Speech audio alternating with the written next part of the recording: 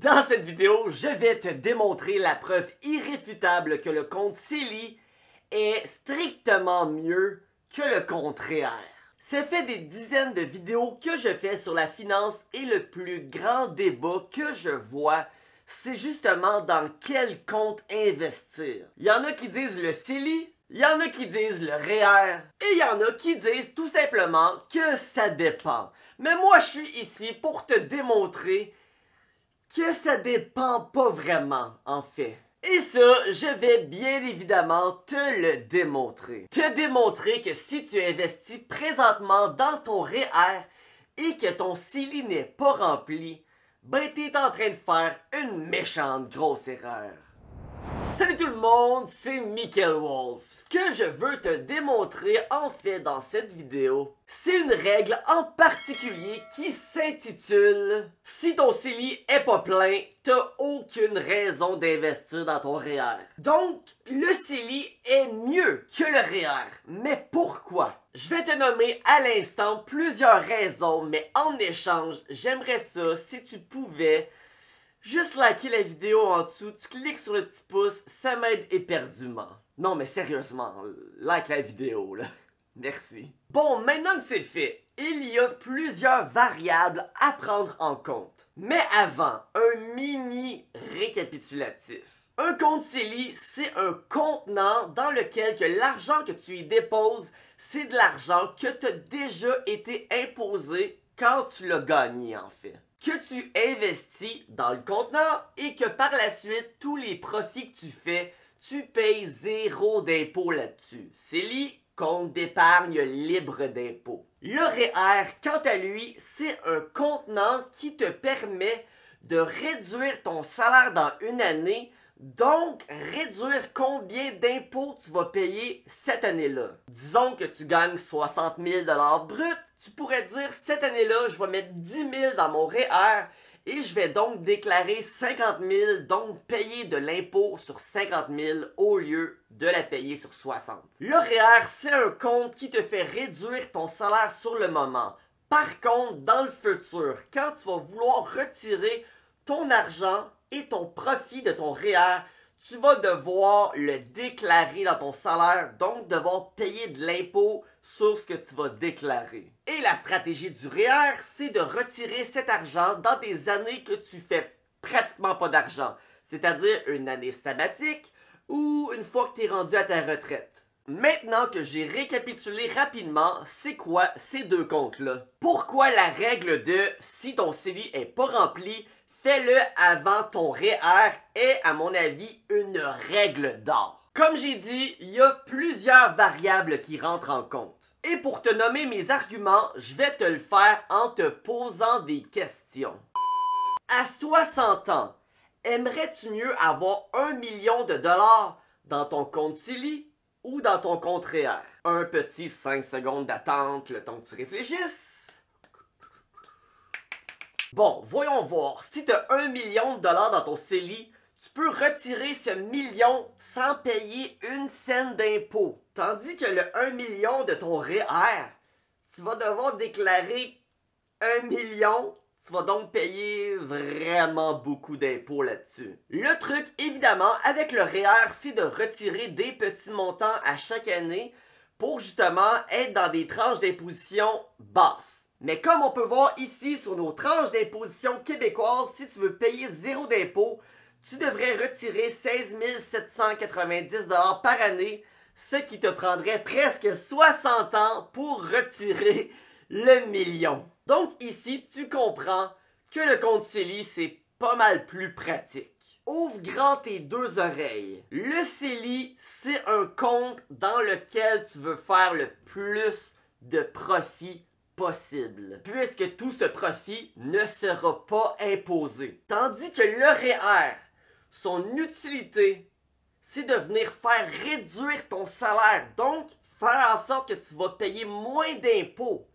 Mais c'est pas nécessairement un compte dans lequel tu veux avoir énormément de profit. En sachant ça, si le compte CELI, c'est le compte dans lequel tu veux faire le plus de profit possible, je pense que c'est logique de dire que tu veux remplir ce compte le plus rapidement possible. Parce que le plus vite que tu investis, les intérêts composés vont avoir davantage le temps de faire leur effet. Je te dis, le CELI, c'est mieux que le REER. Poursuivons. À quel âge peut-on commencer à cotiser à notre CELI et à notre REER? Bien évidemment, à 18 ans. Et à 18 ans, est-ce qu'on gagne beaucoup d'argent? En général, non. Quand on gagne pas beaucoup d'argent, est-ce qu'on est dans des tranches d'imposition élevées? Non. Qu'est-ce que ça veut dire? Ça veut dire qu'on paye déjà pratiquement pas d'impôts ou quasiment pas d'impôts. Alors si on paye pas beaucoup d'impôts sur l'argent qui nous revient, ben c'est le moment idéal d'investir cet argent-là dans le CELI et non dans le REER. Surtout qu'on vient de dire que le plus rapidement tu investis ton argent dans ton CELI, ben, le plus grand, les intérêts composés vont vraiment faire leur effet. Donc, le plus de profit tu vas faire sur le long terme. Et si on paye pas beaucoup d'impôts, raison de plus pour ne pas investir dans ton REER. Parce que tu es déjà dans des tranches d'imposition basses. Et en plus, tout l'argent que tu peux cotiser dans ton REER, tu la perds pas là, si tu n'investis pas dans ton REER dans l'année. Ça s'accumule avec les années. Comme moi, en ce moment, j'ai jamais investi un seul sou dans mes REER. Puis j'ai pas perdu mes années de 18 à 31 ans, là. Non, ça s'est accumulé. Et c'est avantageux de faire accumuler cet argent-là. Parce que c'est quand tu vas être rendu un peu plus vieux, dans la trentaine, dans la quarantaine, que tu vas gagner un meilleur salaire. Et là, ça va valoir plus la peine d'investir dans ton REER pour venir faire baisser les tranches d'imposition plus élevées. Juste avec ce que je viens de nommer, là, je pense que ça prouve que le CELI torche le REER. Mais tout de même, je vois souvent l'argument, le REER c'est mieux que le CELI si tu gagnes un gros salaire. Voyons voir. Prenons quelqu'un qui gagne 100 000 $. Voyons voir si ma règle en or de remplir ton CELI avant le REER tient toujours. On peut mettre 18% de notre salaire dans les REER. Donc ici, s'il gagne 100 000, il peut mettre 18 000 dans son REER cette année-là. Ce qui va donc réduire son salaire à 82 000 $. Et son salaire clair après l'imposition va être d'environ 55 000 $. Alors ma question ici, là, c'est qu'en sachant très bien que le maximum de cotisation dans ton CELI par année est autour de 6 000 $, penses-tu vraiment que c'est un problème pour cette personne-là de remplir le REER et le CELI? Ce que je veux dire ici, là, c'est tous ceux qui donnent l'argument que le REER, c'est mieux si tu gagnes un gros salaire.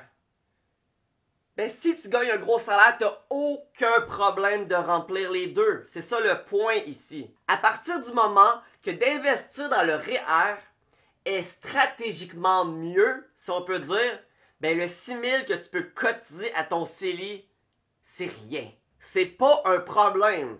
Le vrai problème, c'est que les gens qui disent que le REER c'est mieux que le CELI si tu gagnes un gros salaire, ça vient mélanger ceux qui gagnent pas un gros salaire et qui croient par la suite que le REER est mieux que le CELI. Je répète, si tu gagnes un salaire assez haut pour que stratégiquement le REER soit mieux que le CELI, eh bien ce n'est pas un problème pour toi de remplir les deux en même temps.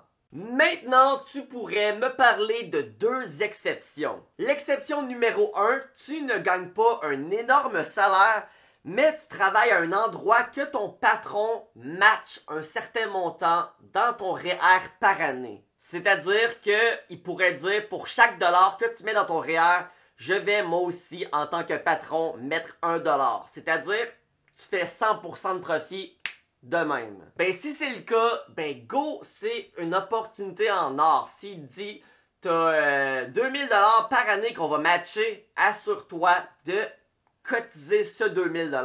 Et l'exception numéro 2, c'est quelqu'un qui gagne un gros salaire, disons 100 000 $ et plus, et qu'il n'a jamais de sa vie investi dans son CELI et dans son REER. C'est-à-dire qu'il peut mettre, admettons, 80 000 dans son CELI et en haut de 100 000 dans son REER.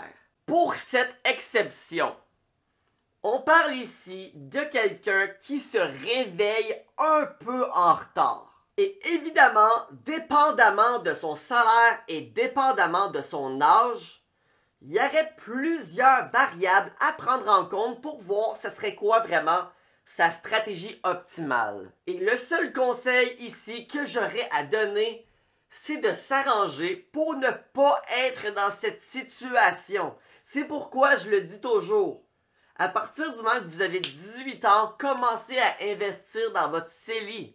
Remplissez votre CELI le plus rapidement possible. Parce qu'une fois que c'est rempli, par la suite, c'est 500 $ par mois que vous devez faire pour remplir votre CELI à chaque année. Donc, au final, le CELI, c'est un compte dans lequel tu veux faire le plus de profit possible. Puisque tu peux retirer ce profit facilement et en payant 0 $ d'impôt. Donc, c'est avantageux de le remplir rapidement pour laisser les intérêts composés faire leur travail et maximiser ton profit sur le long terme. Et le compte REER, c'est un compte dans lequel tu veux venir faire réduire ton salaire pour payer moins d'impôts. C'est ça le but du REER. C'est pas tout le profit qu'il va faire par après, non. En venant par la suite venir retirer un montant dans des années que tu gagnes pas gros, c'est-à-dire des années sabbatiques, ou une fois que tu es à la retraite. Donc, c'est pas un compte dans lequel tu veux faire des millions de profits, là. C'est pas ça son but. Le CELI, techniquement, est là pour t'enrichir,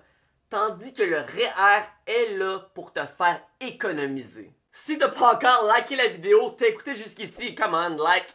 Écris-moi un commentaire si tu veux aller chercher ton 50 $ gratuitement. Sur Wealthsimple, mon lien en description, tu ouvres un compte, tu débourses 1 pièce, tu fais 50 pièces.